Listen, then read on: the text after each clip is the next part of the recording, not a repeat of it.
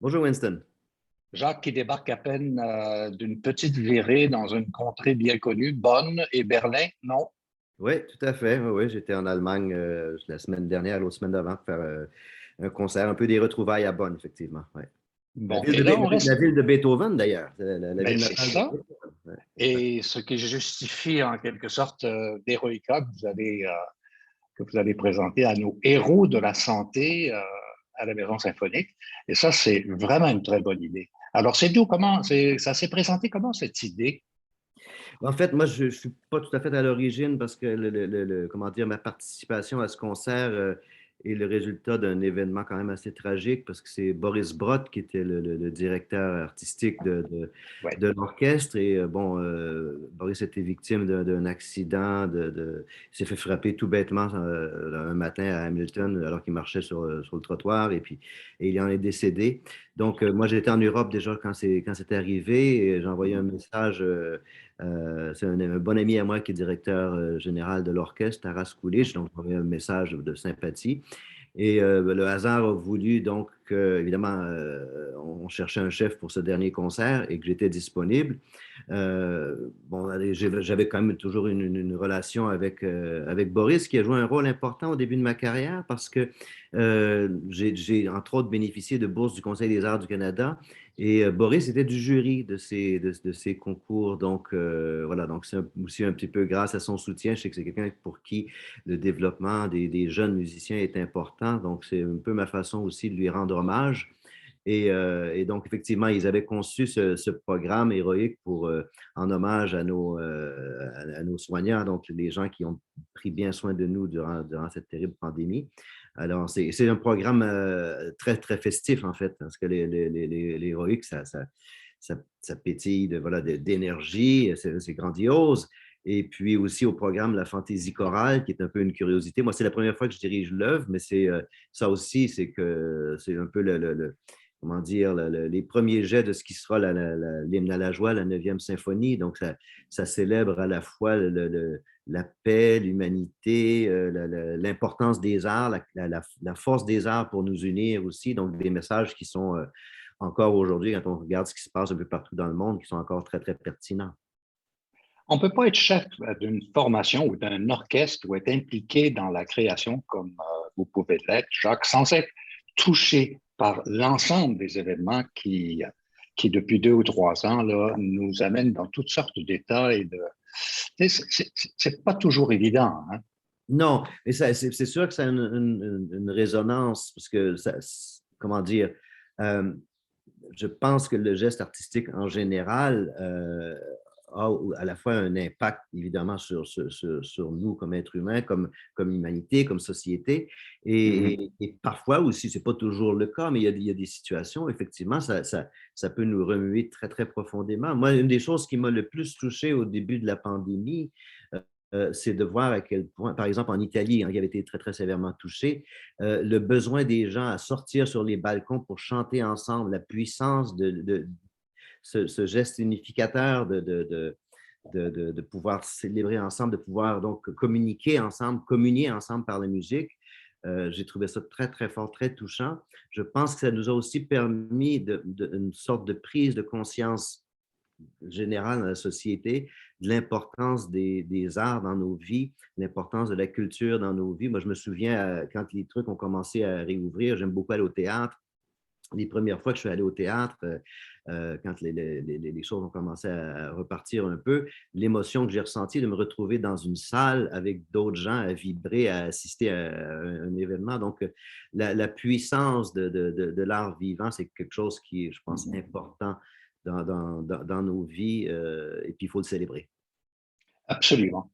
Et Eroica est une magnifique façon de le faire. Et vous avez des solistes, Jacques, qui vont mettre la barre très, très haute et faire de grands plaisirs, procurer de grands plaisirs aux gens qui sont dans la salle, à la maison symphonique.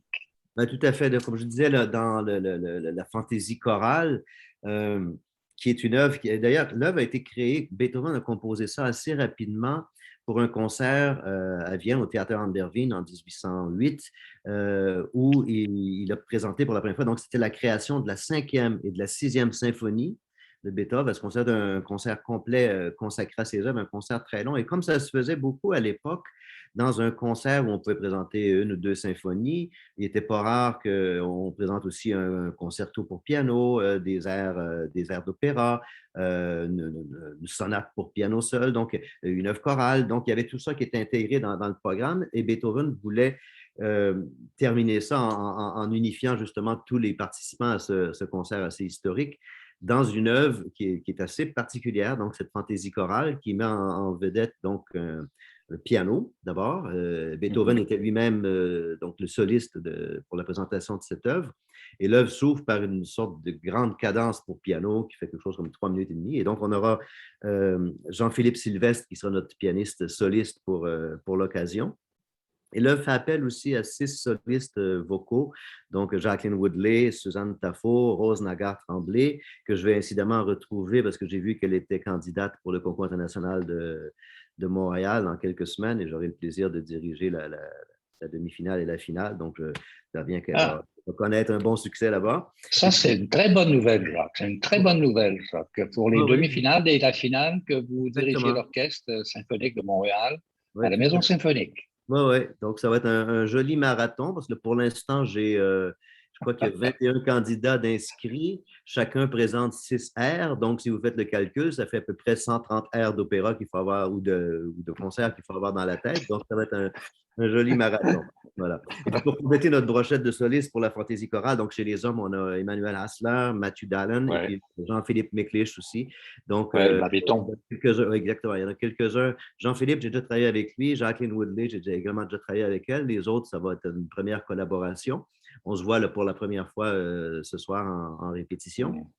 Et puis, et 2 chœurs. Donc, ça aussi, c'est une autre particularité de la chose. Puis, symboliquement, je trouve ça assez fort. C'est que donc, c'est un chœur, l'œuvre fait appel à un chœur mixte. Donc, les femmes, ce sera le chœur des filles de Lille, qui est incidemment dirigé par Jacqueline Woodley.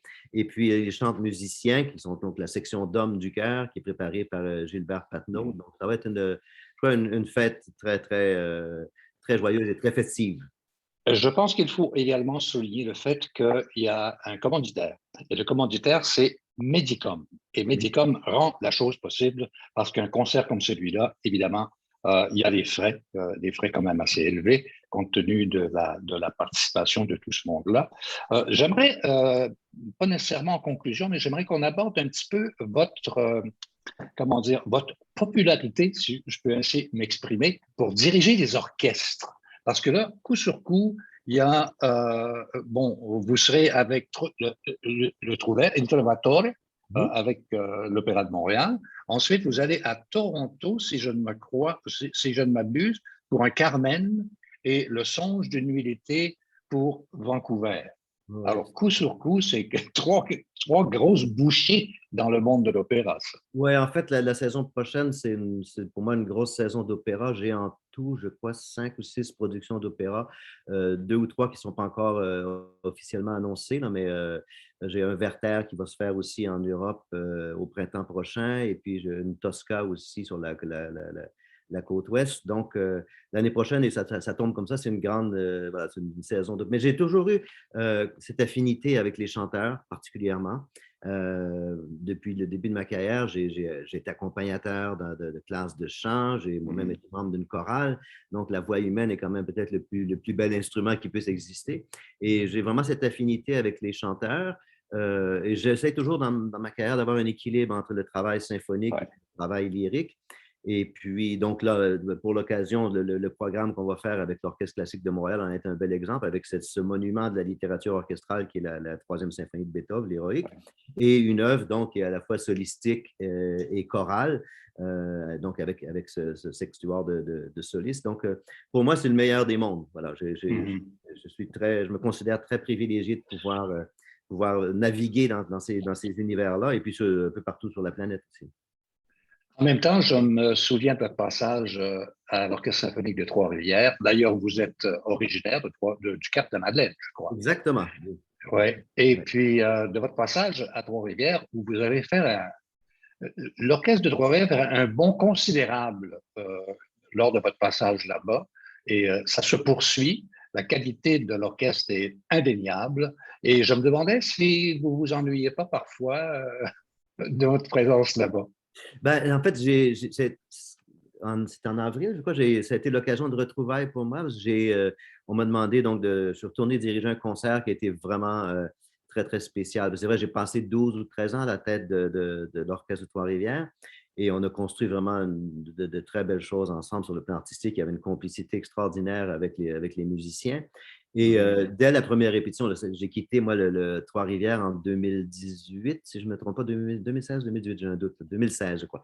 Et donc 6 ans plus tard, de se retrouver, et c'était comme si on s'était vu la veille. Je veux dire, les réflexes sont venus très, très rapidement et ça crée évidemment une chimie particulière. Puis j'ai dit d'ailleurs lors du concert à la fois aux musiciens et au public que cette complicité que j'avais développée avec les musiciens à Trois-Rivières, c'est un peu mon barème lorsque je travaille un peu partout dans le monde pour arriver à établir ce lien de communication assez privilégié entre le musicien et le chef. Parce que vous travaillez aussi beaucoup en Europe, vous travaillez un peu partout. Et j'aimerais en profiter, Jacques Lacombe, pour noter le fait que vous êtes probablement, en tout cas parmi les plus polyvalents de tous les chefs que, à ma connaissance, en tout cas, grand bien face au public en général qui en bénéficie. Alors, Jacques, euh, ce sera Eroica et on salue le travail et l'implication des héros de la santé. Ça a lieu le 27. Merci beaucoup pour votre présence, Jacques. Un grand plaisir comme toujours, Winston. Merci beaucoup. Merci. Au revoir.